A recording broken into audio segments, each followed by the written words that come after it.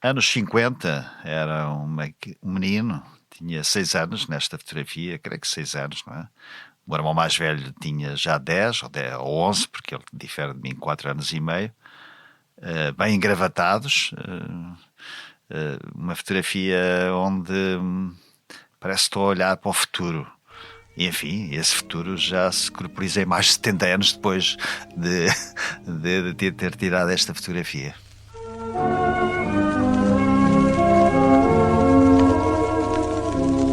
Que saudades eu já tinha da minha alegre casinha, tão modesta como eu. Como é bom, meu Deus, morar assim num primeiro andar, a cantar vindo do céu. Chama-se António José de Castro Magão Félix e nasceu em Ilhavo em 9 de abril de 1948. É licenciado em Economia e Finanças e, nessa área, desempenhou diversos cargos de gestão em empresas privadas e públicas. Chegou a Lisboa aos 17 anos para frequentar o Instituto Superior de Ciências Económicas e Financeiras. Terminado o curso, fez o serviço militar durante 3 anos na Marinha Portuguesa. Tem repartido a sua vida entre o mundo das finanças, o serviço público enquanto funções governamentais e uma ampla dedicação a causas sociais. Desde secretário de Estado nas áreas do trabalho e da segurança social até ministro, afirmou que sempre encarou essas funções como missões no sentido de melhorar a vida dos portugueses. Tem a sua marca em associações de natureza cívica, Misericórdias, Rede de Cuidadores, Comissão Nacional de Justiça e Paz e Conferência Episcopal Portuguesa para os Assuntos Sociais e Éticos. Autor de diversos livros de reflexão sobre a vida e também sobre botânica, a sua paixão, defende com rigor e esperança a preservação da natureza. No que concerne ao desporto, é um benfiquista de corpo e alma que confessa ser o único caso em que, por vezes, mal controla as emoções. Vamos falar de uma vida cheia e vamos querer saber o que é a Hydrangea macrophylla ou a Calendula arvensis. Eu sou o Júlio Isidro e esta é a Geração 40. Os meus convidados nasceram nos anos 40 e cresceram com os racionamentos e a sombra da Grande Guerra. Passaram de um país fechado a uma Europa aberta. Assistiram ao avanço da tecnologia e hoje são testemunhas do advento da inteligência artificial. O mundo mudou muito, mas terá mudado muito para melhor? É isso que vamos tentar perceber neste podcast. Bem-vindo à Geração 40. Tem mais alegria.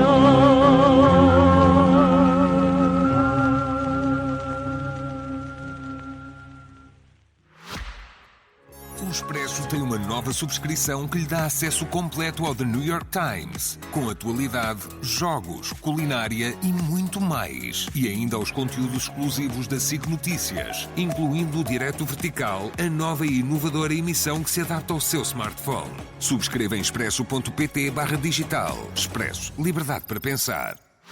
Olá, como está? Magão Félix, muito obrigado por ter vindo. É um gosto. Antes de falarmos da botânica e da sua paixão, vamos falar de Ilhavo nos seus anos 40. Que memórias é que tem da terra onde nasceu? Tenho raízes muito profundas com Ilhavo. Lá nasci.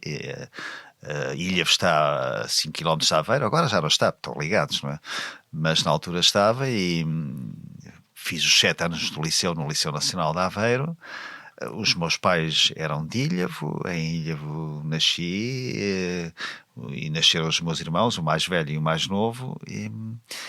Eram 3 irmãos, portanto. 3 irmãos, é. Aprendi a ler no sentido de ler livros. Lembro-me, por exemplo, das carrinhas itinerantes da Fundação Alex Gulbenkian, uma grande ideia que eu recebia quando era o dia em que ia à carrinha, era um dia de excitação para mim, porque podia trocar o livro que tinha acabado de ler por outro que queria ler, não é? Eu morava em frente praticamente à sede do Iliabum Clube, que é o clube da minha terra, que fui presidente da mesa da Assembleia Geral. Não é? E nos anos 50, onde não havia televisão, porque a televisão só chegou no final dos anos 50, justamente, mas eu ia ao clube ler os jornais desportivos, a Bola, o Mundo Desportivo, o recorde já na altura e, portanto, aprendi a ser um leitor quase compulsivo já, não é? Mas de alguma maneira reservado, por aquilo que sei, o diálogo com o pai era muito limitado, com a mãe um bocadinho mais, porque a mãe era mais aberta e mais afetuosa, era assim, não era? Não, quer dizer, em parte era, não é? O meu pai era o símbolo da autoridade, não é? Da autoridade na família. E as mães são mães sempre, não é? Quer dizer, há um interessante provérbio hebraico que diz: como Deus não teve tempo para fazer tudo, inventou as mães. E portanto as mães são de facto insubstituíveis. Mas com o meu pai tinha uma relação e até ao fim sempre muito direta, ajudou-me muito e sobretudo solidificou em mim alguns valores que se transformaram em regras da vida, não é? Mas de qualquer das maneiras, por aquilo que sei, os seus confidentes eram os seus irmãos, com eles desabafava mais. Eu devo dizer que desabafava mais com a minha avó, a avó materna, que vivia connosco, não é? Portanto, na altura as famílias eram famílias de 3 gerações, chegaram a ser de 4 gerações, não é? Que é uma coisa que hoje, quando eu digo isto às minhas netas ou isso, elas não têm dificuldade em compreender, não é? Como era. Mas com a minha avó, porque era com a minha avó que eu... era a minha principal confidente e era era uma espécie de via verde para as minhas transgressões, digamos assim, infantis. Deviam ser muito moderadas, com certeza. Moderadas, pois, mas era, sei lá, ir passear a um determinado sítio, a minha avó ia comigo, ou contar histórias, enfim, todos esses aspectos, né? E os meus irmãos, sim, os meus irmãos, um é mais velho, 4 anos e meio do que eu, e outro é mais novo, 7 anos do que eu. Portanto, com o mais novo, foi sobretudo com o meu irmão mais velho, é que no fundo somos praticamente a mesma geração, ao passo que o mais novo já era de outra geração e nós, pelo menos nos primeiros tempos, tratávamos quase como um filho, não é? No sentido de que... Um sobrinho. Um sobrinho, pronto, melhor dizer, um sobrinho, exatamente. Olha, de qualquer das maneiras, tendo nascido em 1948... ano de boa colheita. Exatamente, muito boa, muito boa. Sobretudo vinho de Porto, não? A minha é um bocadinho anterior, que corresponde exatamente ao ano 1945, o final da Segunda Guerra Mundial. Teve a percepção dos anos 40 para a frente, portanto, em 50 tinha 2 anos, é evidente, dos ecos da guerra. O pai falava-lhe do tempo que tinha vivido na Segunda Guerra Mundial. Sim, o meu pai falava bastante, né? Falava de ouvir a rádio na altura e a voz do Fernando Peça, a voz do Fernando Peça falava muito nisso, não é? Mas o que eu senti como produto do baby boom, não é? Foi sobretudo a carência, não é? A carência, de um modo geral. Não apenas... O racionamento, não é? O racionamento, exatamente. Lembro-me da ideia do Natal nos anos de criança, que era um Natal simples, onde não havia escolhas porque havia a escolha. Porque era só uma pequena coisa. Eram uns chocolates e uma prenda. Exatamente, é isso mesmo. E portanto, de algum modo, para mim foi importante, sabe? Porque percebi para a vida toda a ideia de que a escolha implica sempre uma renúncia. Não é?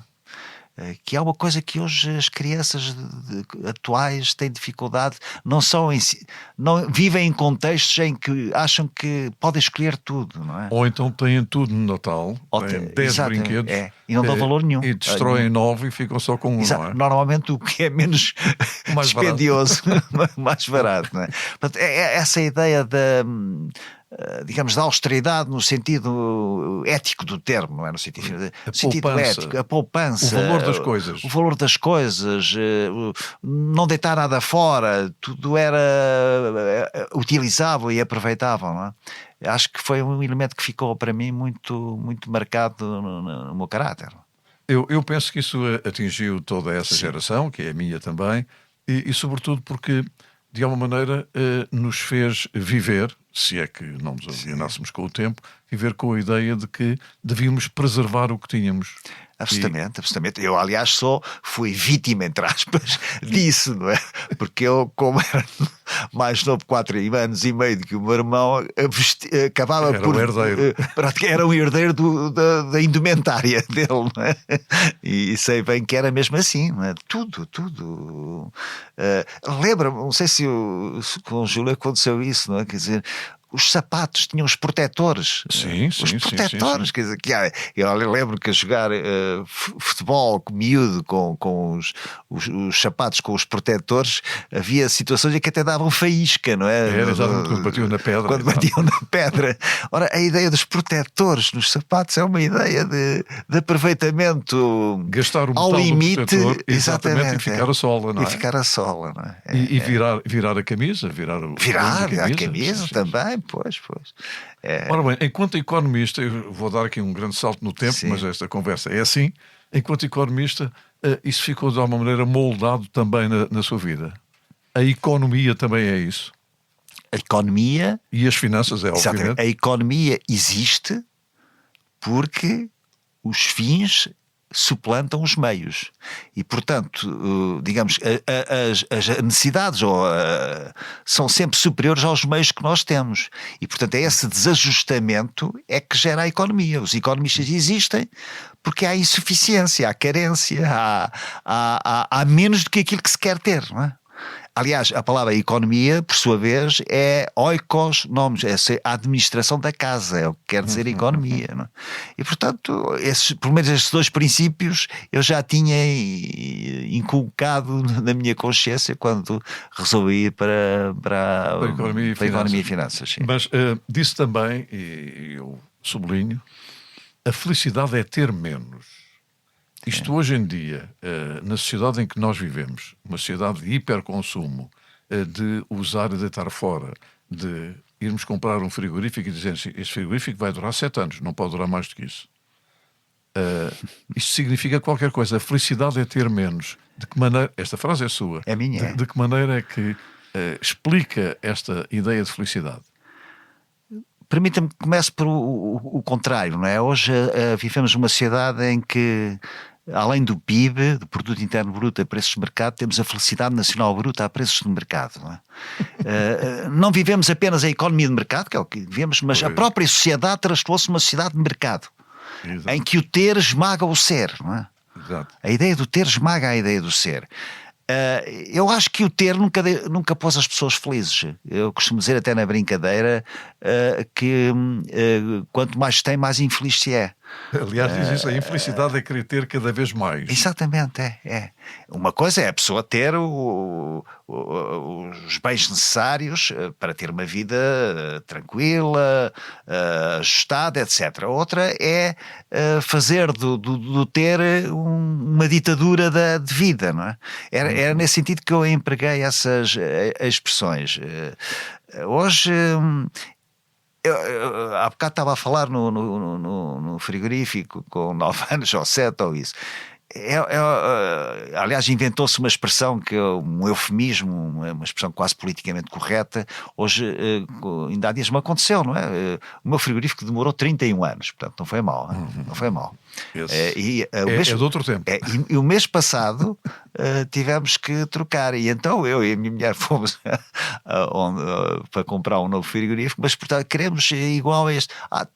Está descontinuado. Sim. Quer dizer, que agora não se diz que acabou, está descontinuado. Quer dizer, é uma figura e eu disse está descontinuado, quer dizer, acabou, não é?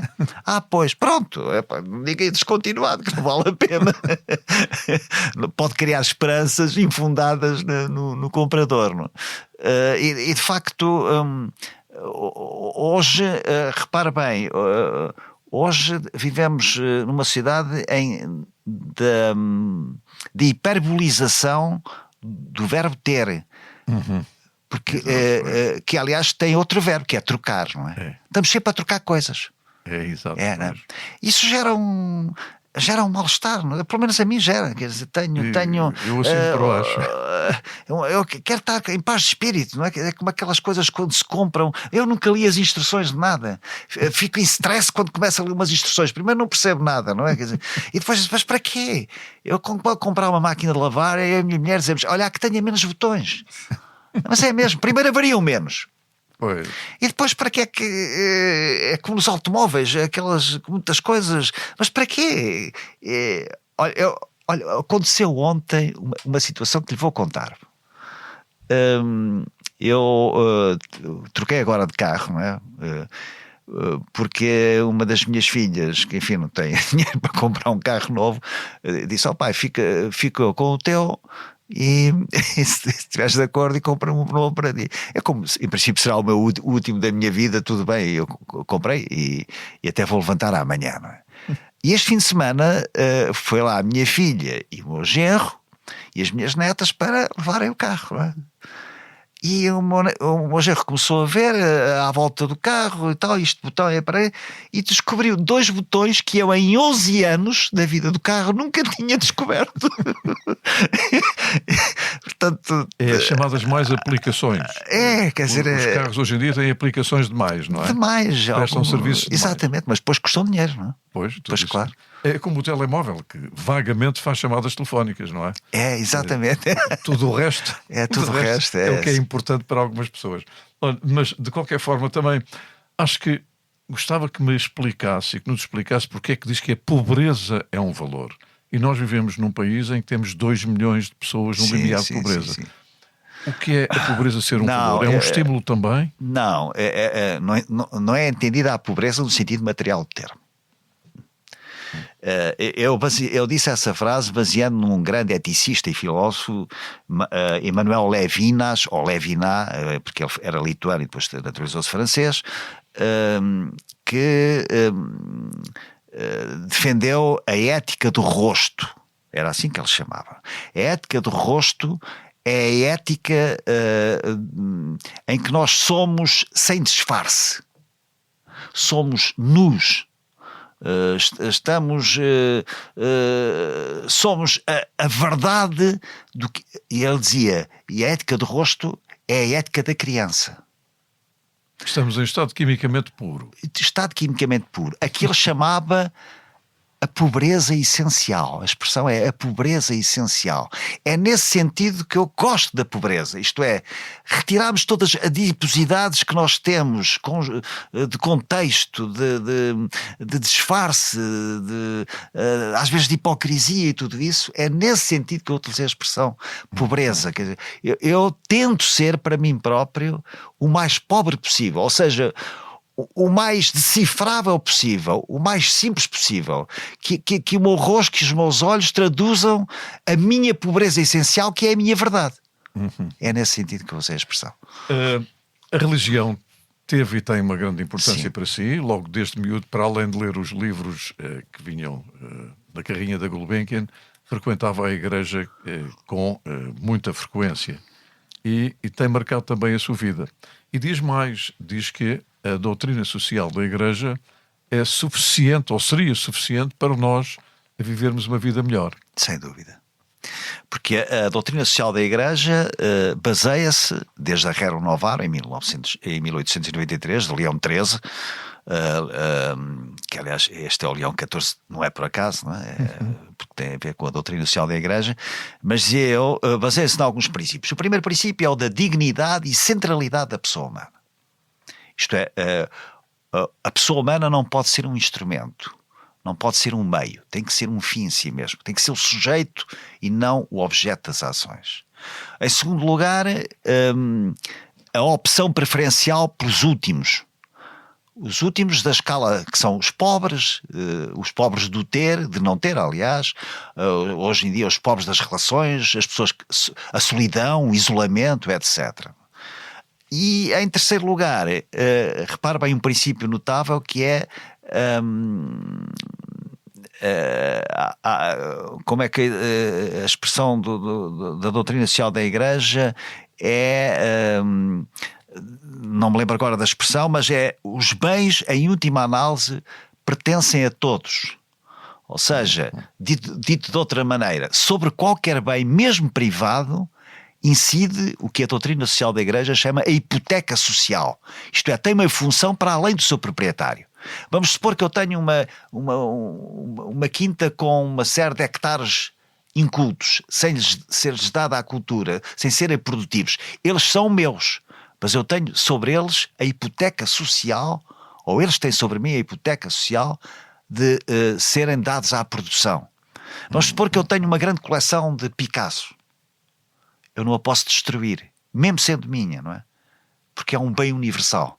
É nesse sentido que eu acho que a doutrina social da Igreja tem os instrumentos todos, os ingredientes. Não é uma ideologia, atenção. Faz parte da teologia moral, que é uma coisa diferente, não é? De qualquer forma vincula uma ideologia. Não é? Sim, sem dúvida, sem dúvida. Portanto, Porque disse, e com razão, que os 7 pecados sociais, eu vou só citar alguns, é política sem princípios. Estou a falar com alguém que teve funções políticas. A riqueza sem trabalho, a educação sem caráter e a ciência sem humanidade. Cito apenas 4 dos pecados sociais. Eu penso que eles estão cada vez mais agravados. Estão.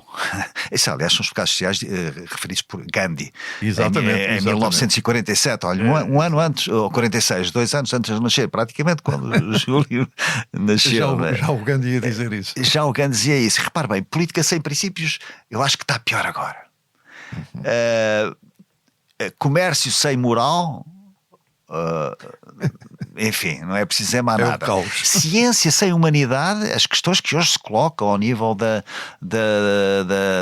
genética, ao nível das experiências com as pessoas, manipulações genéticas, etc., que se colocam e que são eticamente, pelo menos, bastante discutíveis, não é? E depois as outras ainda temos E a educação? A educação sem caráter, não é? Pois. Eu, aliás, acho que a maior de todas as educações é a do caráter, não é?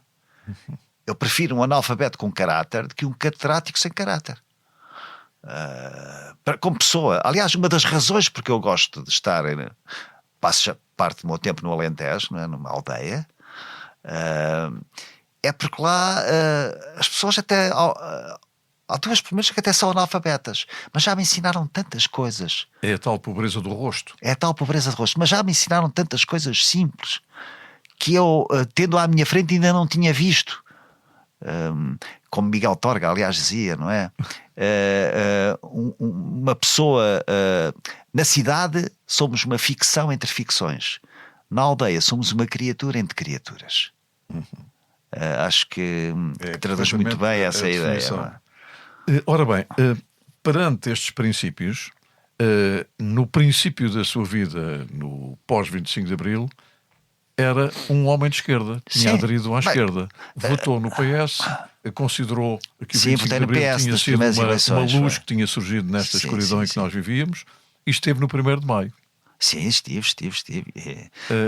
Absolutamente, com entusiasmo genuíno, não é? Repare bem, quase todos, não eram todos, mas uma grande maioria dos estudantes universitários na década de 60, que fiz 65 e 70 que fiz a universidade, eram contra o regime, como é óbvio, não é? Quer dizer, aquela ânsia da liberdade de expressão e de nos juntarmos e discutirmos, a influência marxista, que na altura era muito forte, não é? Que era a única questão, a única filosofia que recusava ou que não aceitava. Era, mas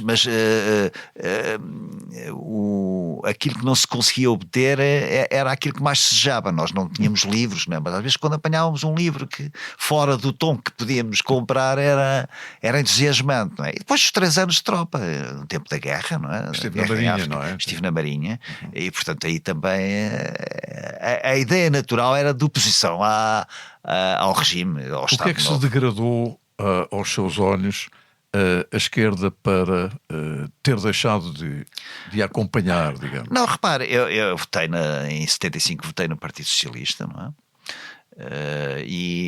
Foram as primeiras eleições. Foram as primeiras eleições. Mas depois votei nos partidos já à direita, PSD, CDS, AD, não é? Porque eu, apesar de ser uma pessoa que era contra o regime, não era marxista, nunca fui marxista, não é? Isso para mim foi um elemento determinante. Também reconheço que o modo como se passou o ano de 1975 me levou, talvez num impulso defensivo, a votar AD, PSD, CDS. Porque 75 foi uma espécie, para mim foi uma espécie de vacina para um conjunto de formas de ver a política e a coisa pública. Mas, no entanto, foi secretário de Estado e ministro sempre na qualidade de independente. Sim. E dizia, enquanto ministro, concretamente, ministro do Trabalho, que aquilo era uma missão. Eu, aliás, citei isso no princípio porque ser ministro é uma missão. Portanto, estava muito para além dos seus interesses materiais, porque até ganharia muito menos do que tinha ganho noutras circunstâncias. Eu fui ganhar 25% do que estava a ganhar. Como é que sendo aliás, ainda hoje faz uma missão? Penitencio por isso relativamente à minha família, não é? Mas achei que podia fazer alguma coisa pelo meu país, não é? Evidentemente que uma pessoa que vai para essas funções sabe, ou pelo menos aprende nas funções, que há uma grande distância entre os nossos sonhos, aquilo que pretendemos fazer e aquilo que somos capazes ou temos possibilidades de fazer, não é? Portanto, essa divergência é um constante mal-estar no exercício da função. Mas não estou arrependido. Repara, eu nunca fui político no sentido inglês da politics. Por isso é que eu não tenho partido, porque não gosto. Sou muito independente do ponto de vista do que penso e do que quero ser. Mas sou uma pessoa que gosta muito das policies. Ou seja, das políticas concretas. Exato. Segurança social, por exemplo, que é uma área à qual me entreguei bastante. E esse foi um exercício que me apaixonou e que eu procurei dar o melhor de mim, mas sempre com a ideia de que a minha vida não era de ser político, não é? Portanto, eu tinha a minha vida fora da política e assim foi. Por outro lado, uma pessoa, ou eu pelo menos, uma pessoa, estou a generalizar abusivamente, eu aprendi na política, além do desajustamento que há entre o desejável e o possível, que a única autoridade que verdadeiramente nós temos é a autoridade do merecimento, ou seja, é a exemplaridade. Porque todas as outras autoridades são efêmeras. Ser ministro, ser presidente disto, daquilo, etc. Tudo. Mas nós nascemos num tempo da autoridade. A polícia era uma autoridade, o professor era uma autoridade, o padre era uma autoridade, o pai era uma autoridade.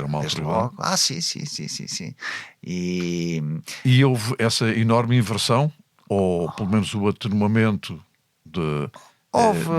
dessa carga de autoridade. Um atenuamento e houve sobretudo em alguns casos uma inversão mesmo. E eu não gosto de olhar para o que foi o passado, não é? E dizer que naquele tempo é que era bom. Isso não sou dessas pessoas. As coisas não são comparáveis, não é? Há coisas que eu gosto mais hoje em dia para os jovens de hoje do que no meu tempo, e há outras que é o contrário, mas eu não tenho o direito de fazer juízos de valor. Essa coisa de segmentar de uma maneira absolutamente quase patológica as gerações, não vou nisso, não é? Acho que há coisas esplendorosas hoje em dia. Eu vejo isso nas minhas netas, não é? Que realmente, por exemplo, a minha neta mais velha tem 23 anos, não é? Fez o mestrado já e vai agora um ano sozinha para a Coreia do Sul. Eu acho isso delicioso. A ideia do risco, a ideia de procurar a novidade, a ideia de procurar aprender fora do conforto da casa e da família, são coisas que para o meu tempo eram impensáveis, não é? Portanto, eu também, quer dizer, mas, claro, a ideia desse conforto de alguma maneira também era a ideia de nos sentirmos atrás de grades. Exatamente, pois era. Não era apenas o conforto. Pois não, era tudo limitado. Era. O nosso espaço era muito limitado. Não é? Isso é uma expressão interessante a que referiu, não é? Porque de facto estávamos aprisionados tinha uma espécie de algemas mentais, não é? E às vezes até espirituais, que nos condicionavam, é verdade. E hoje as pessoas têm... repare bem, a ideia da liberdade... A ideia da liberdade só faz sentido com responsabilidade. Aliás, a responsabilidade é o estádio superior da liberdade, não é? Como dizia o Gustave Thibon, um filósofo francês, ser livre é depender do que se gosta. Já agora adianto, e de quem se gosta, não é? Aliás, é assim que eu procuro viver a minha velhice, não é? Eu acho que hoje sou uma pessoa mais livre e tenho que aproveitá-la até o tutano, esta liberdade de ser velho. Ou seja, só estou com quem quero, só faço o que gosto de fazer, estou aqui consigo porque gosto de estar. E o seu convite, e as coisas já não tenho que fazer desculpas para fretes, etc. Portanto, hoje leio o que quero, dou o ritmo à minha vida que desejo. O dia de hoje pode ser diferente de amanhã. Todos os dias nasço acordo com qualquer coisa que me ilumine esse dia, não é? Acho que sei lá, vou-lhe contar um caso curioso. Posso? Faz favor. Eu sempre gostei muito da língua italiana, não é? E aos 66, foi há 10 anos, há 11 anos, não é? Resolvi melhorar o meu italiano. Então telefonei para uma escola de italiano, não é? E a senhora do outro lado, ao telefone, muito simpática, aliás, muito diligente, perguntava, mas o senhor vai trabalhar para a Itália? Eu disse, não vou, não. Mas tem a sua empresa? Não tenho empresa que tenha negócios com a Itália. Fez-me as perguntas todas. E depois achei-lhe piada, mas então para que é que o senhor quer saber mais italiano? Oh, minha senhora, porque gosto. Isto, aliás, reflete bem a lógica utilitarista em que as pessoas hoje vivem, não é? Só fazem aquilo porque é útil para alguma coisa. Não, eu como velho posso fazer coisas todos os dias. Ser diletante é um direito. É um direito. E a ideia da curiosidade, não é? Eu quero que a curiosidade permaneça em mim criança. Eu todos os dias quero saber mais coisas. Perguntar-me, para quê? Para mim, porque me enche, porque me, e foi assim que eu depois durante 10 anos estudei italiano e falo italiano e tive uma professora de italiano nesta fase da vida. Para quê? Para me deliciar. Aliás, tem uma frase mais ou menos nesse sentido, dizendo que a grande reserva que nós temos é a curiosidade. É a curiosidade. E a curiosidade alimenta a velhice. A curiosidade alimenta a velhice, sem dúvida. E repare bem, a curiosidade e a capacidade de nos espantarmos ainda. Espantarmos ainda. Descobrir coisas pelas quais passámos mental ou fisicamente milhares de vezes e não tínhamos dado por elas. Hoje temos mais tempo para isso, não é? Tempo mental, o kairos, como chamavam os gregos, não é? Hoje as pessoas andam algemadas pelo cronos, pelo tempo físico. Na velhice nós podemos aproveitar mais o tempo espiritual, o kairos. Essa confluência entre o kairos e o cronos que me faz renascer com gosto pela vida todos os dias. De qualquer forma, vivemos num país onde a velhice não é exatamente muito considerada. Não. Hoje em dia lá está a lógica utilitarista em que nascer é uma inconveniência e ser velho é um fardo. De facto, hoje, eu não gosto muito da expressão, que são estas expressões que agora estão na moda, é o idadismo, não é? Mas é a ideia de que os velhos têm um handicap, têm em relação às gerações que lhes seguiram, não é? E há pessoas que sucumbem a isso. Eu tenho ex-colegas de curso e amigos, não é? Que estão a morrer em vida. Deixaram de ter interesses. O mundo, em vez de se alargar, expandir o mundo e a mundividência, estreitaram, atrofiaram esse mundo. E assim, aí é ser velho no pior sentido da palavra, não é? Eu prefiro, por isso é que eu gosto muito da expressão que já está em desuso completamente, não é? Que é ancião, não é? Velhice com sabedoria, não é? Acho que essa ideia da ancianidade desapareceu. E a ligação entre os mais jovens e os mais velhos não poderia ser uma ligação ainda mais frutuosa e mais útil para a sociedade? Absolutamente. Absolutamente. Há coisas que a idade dá por si de aprendizagem e que deve ser redistribuída para os mais novos. Mas de facto aproveita-se muito pouco. Não é? Aproveita-se muito pouco. Na política, desde logo. Não é? Nas empresas, já viu que hoje em dia uma pessoa com 55 anos é convidada às vezes a sair da empresa ou da organização onde trabalha. Aos 60 anos, ou isso, tem de acabar as suas funções de gestão ou de direção. Na política, as pessoas mais velhas deixaram de ser ouvidas. Veja, por exemplo, o conjunto de comentadores que há hoje da televisão, todas as horas e isso. Vê lá velhos. Deve haver um em cada 100 pessoas, não é?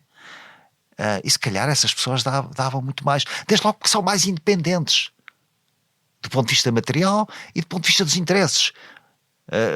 Essa é uma das razões porque eu me dou bem com a velhice. Não tem nada para faturar. Eu não tenho nada para faturar, nem para acreditar, nem para nada. Sou eu e a minha circunstância. Quando, sei lá, perguntam-me sobre uma matéria qualquer política, a minha opinião, vamos supor, não é? Eu dou a minha opinião, pode estar errada completamente, mas a minha opinião não está intoxicada por qualquer elemento externo à minha maneira de pensar. Pois, e realmente quer dizer que, do seu ponto de vista, embora no Alentejo se situa quase numa ilha, aquilo que acabou de dizer, sim. A sua própria postura perante a vida é quase uma ilha. É. A peste, chamada peste do cabelo grisalho, é um disparate monumental. Isso foi, aliás, foi uma frase de uma infelicidade que eu poria no pódio das frases mais infelizes deste século. Não consigo perceber, não é? Quer dizer, é uma enormidade de tal maneira que não dá para comentar. Não é? As sociedades ditas mais primárias, e acho que utilizei a expressão correta, fazem muito mais o culto da hierarquia da velhice, da idade. Veja a sociedade japonesa, por exemplo. Por exemplo. Pois, sem dúvida. Sem dúvida. Eu acho que sectorizou-se, se transformou em cacifos a ideia das gerações, não é? E é a memória deixar de contar, não é? A memória deixar de contar, exatamente. Enquanto costuma dizer, e com razão, eu gosto de cantar. Não é cantar do verbo cantar, é de cantar, não é? A memória, portanto, purificar a memória. Não é? Já agora, permitam-me, isto é uma conversa com as cerejas, não é? A língua portuguesa é muito traiçoeira, não é? Porque se eu disser és um as no volante, mas se eu disser és um as no volante, repara bem como é, basta uma ligeira subtileza na pronúncia, bem, mas isto foi a propósito. Não, porque realmente a velhice tem essa coisa, absolutamente, esse enriquecimento e essa riqueza que é para dar, porque as pessoas mais velhas têm aquilo que eu chamo as energias renováveis: tempo, paciência, solicitude, energias renováveis, sabedoria. Portanto, tem essa ideia de envolvimento eu digo envolvimento e não digo comprometimento, não é? Porque, aliás, havia um guru americano que escreveu ainda no século passado, não é? Qual é a diferença entre envolvimento e comprometimento? E ele dizia, é muito simples. Você vai ao restaurante ou em casa e come um prato com um ovo estrelado e umas fatias de presunto. Está a ver? A galinha está envolvida e o porco está comprometido. Portanto, envolvimento, mas não comprometimento. Portanto, e isso também é outro aspecto interessante da velhice, não é? Da velhice bem vivida. É que já não temos nada com nos comprometer, mas temos muito com que nos envolver. Até para benefício dos outros. Por exemplo, um dos seus envolvimentos é uma dicotomia em que teve que viver entre o economista financeiro e o agrónomo. Sim. Porque tem uma paixão. Sim, visível. Eu aliás hesitei. Tudo que tem a ver com a natureza. Porque hesitei no 6º ano, que é o 10º ano agora, não é? Como se sabe, lembra-se, nós tínhamos que escolher uma linha. Era a linha F. Exatamente. E eu pus a linha F para ir para a agronomia. E na véspera do meu pai entregar, ainda era com tinta permanente, para raspar não era fácil, não é? Porque não havia ainda esferográficas praticamente, não é? E então eu disse ao meu pai: afinal quero ir para a linha G, ou quê? Eu digo G, de economia, não é? Os meus pais não disseram que era o que eu queria, era o que seria, não é? E portanto, à última da hora passei para a linha G de economia, mas nunca abandonei a ideia da botânica, mais da agronomia, a ideia da botânica, não é? Eu costumo até dizer um bocadinho na brincadeira, como economista tratei de uma árvore, que é a árvore das patacas, e como botânico trato todas as outras árvores, não é? Conhece a história da árvore das patacas, não é? Sim, mas conte. Não, é o imperador Dom Pedro, quando no Brasil há uma árvore que é o nome científico é Dilenia indica, que é uma árvore cujas flores são muito carnudas, espessas, e estão abertas, e se puser lá um objeto dentro da folha, que são folhas grandes, ela depois, quando frutifica, fica dentro do fruto. E o Dom Pedro punha algumas moedas lá dentro, e depois as crianças da corte brincavam, quando abriam o fruto da Dilenia ínica saía uma moeda, não é? E ele mandou um fax, ou seja, para Lisboa, a dizer: aqui no Brasil até as árvores têm como fruto moedas, a riqueza é infinita. Portanto, plantou a árvore das patacas e dedica-se quase todos os dias um bocadinho à sua botânica. Estudo todos os dias botânica. Todos os dias. Pois é, porque eu aliás, estudava mesmo. Quando era ministro das Finanças, chegava à casa cansado, não é? 9, 10 horas da noite, comia qualquer coisa e a seguir ia estudar botânica, que era a maneira de purificar a minha cabeça das maldades do dia. E também dar um certo aroma exatamente, a flores à sua vida. Eu logo no princípio da minha apresentação fiz-lhe uma provocação falando da hidrangea macrofilia, que é macrófila, que é a hidrângea. Exatamente. Que é, como é que se chama? A hortênsia. Eu trato mais por hidrângea, porque no norte é conhecida mesmo como hidrângea. Mas hidrângea é um nome científico. Hidrângea macrófila. E a calêndula arvensis, que é o malmequer. É o malmequer, exatamente. Há muitas calêndulas, mas... sim. Este é o malmequer do campo, não é? Exatamente. Eu tive que estudar botânica para fazer esta entrevista. Uma coisa interessante é que o nome científico, que realmente é difícil de fixar, e hoje isso é uma coisa que eu sinto, a memória que já consigo fixar menos coisas novas, não é? Do que antes a memória era uma esponja, não é? Tudo que entrava, isso vai-se perdendo. Não é que se perca a memória, eu acho que seleciona-se a memória. Seleciona-se, e há outra coisa, a velocidade de processamento é que é mais lenta, não é? Aquilo que a minha neta mais nova, com 10 anos, diz num milésimo segundo, eu se calhar preciso de 10 segundos para chegar lá, não é? Nesse sentido. Mas os nomes científicos das árvores e das plantas, que tem o nome do género e o nome da espécie, não é? Que é o que está aí, por exemplo, a hidrângea, a macrófila, que é a espécie. É preciso saber um bocadinho de latim e de grego, não é? Exato. E eu também aprendi um bocadinho, porque desde logo aí começa-se a saber quem é a árvore ou a planta, não é? Porque, macrófila quer dizer de folhas grandes. Macrófila, pois. Macrófila, folhas grandes, não é? E eu acho isso muito interessante. Mas, lá está, é curiosidade só. É curiosidade. Também é inevitável falarmos do seu Benfica. Sim, e, sobretudo, falar de um senhor que, nesta conversa tranquila, é racional, como não podia deixar de ser, é também místico, como é evidente, mas que, quando há um penalti contra o Benfica, nem sempre está de acordo, ou quase nunca está de acordo. Nunca estou. Nunca estou de acordo. Como é que surge esse envolvimento em relação aos vermelhos? Eu estou casado com o Benfica em regime de monogamia absoluta. Portanto, aqui não há... Casou na Catedral da Luz. Exatamente. Aqui não há...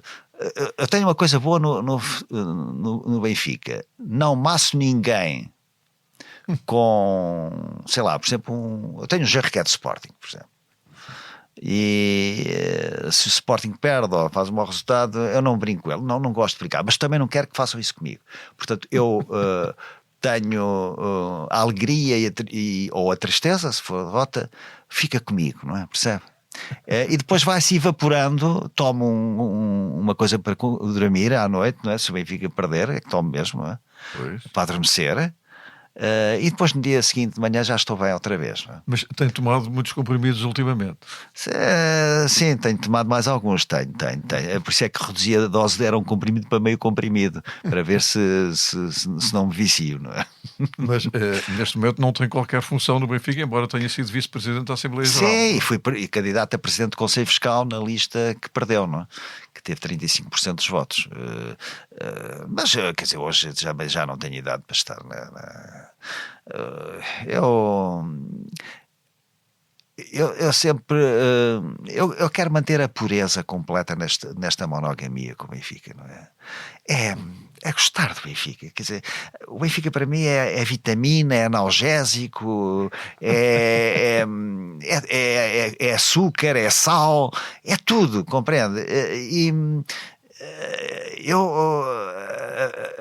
A minha mulher diz que eu vejo tudo, eu papo, desculpa a expressão, papo tudo, voleibol, futsal, polo aquático, tudo, masculino, feminino. Desde que haja emblema do Benfica. Exato, agora que tenho mais tempo, eu todos os dias tenho esse registro, não é? Que me faz sentir bem, não é? Portanto, o Benfica perde no futebol, mas depois ganha no hóquei, onde está à frente. Tem sempre um sistema de compensação, como agora se diz, checks and balances, de compensações, exatamente, para quando as coisas correm mal. Ora, esta conversa é fascinante, mas vamos também falar de verdade e mentira. Aliás, é a última questão da nossa conversa, que fica, obviamente, interrompida para um futuro encontro. Muito obrigado. Ora bem, vivemos num tempo da mentira institucionalizada. Sim. Agora chamam-lhe inverdade. É inverdade, pois. É inverdade ou outra coisa, é verdade paralela. Verdade exatamente, não é paralela, verdade, mas eu sei. Ora bem, a mentira é uma nova especiaria comportamental. Pois é. Agora, quando vê televisão, ouve rádio ou lê um jornal, em que é que acredita? Como é que se acredita hoje em dia? É uma belíssima questão que eu ponho todos os dias a mim, não é? Porque eu, até há pouco tempo, baseei a minha vida no princípio da confiança. A exceção era a desconfiança. Por vezes considerei-me sempre na vida muito ingênuo, quer dizer, porque acreditava nas pessoas à partida, não é? Ou nas coisas que me apareciam. O jornal escreveu. A televisão disse, etc. Não é? Hoje o meu princípio passou a ser o da desconfiança. Infelizmente, digo isto com mágoa, para mim próprio, não é? Porque mandam-me uma coisa no WhatsApp, ou estas coisas que agora mandam nas redes sociais e tudo isso. E eu digo, à partida, uma imagem qualquer, eu desconfio da imagem, e normalmente tenho razão quando desconfio da imagem, ou desconfio daquilo que está escrito, ou que foi escrito por A e afinal foi por B. É com mágoa que eu digo isto, não é? E depois o problema da verdade e da mentira é que a mentira é mais reprodutiva do que a verdade, não é? A mentira espalha-se com mais vigor, com mais velocidade. É mais interessante às vezes. É mais interessante, é mais cativante, mais provocatória, não é? Nesse sentido. E depois ficamos naquela história da meia verdade. Normalmente na meia verdade a metade que se diz é a parte da mentira, não é?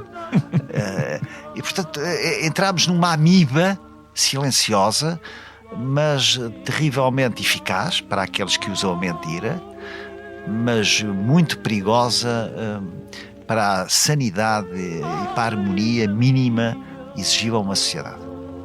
Olha, esta conversa teve uma vantagem. Foi completamente verdade, não é fake. Um abraço para si. Foi um gosto. Muito obrigado. Foi um gosto.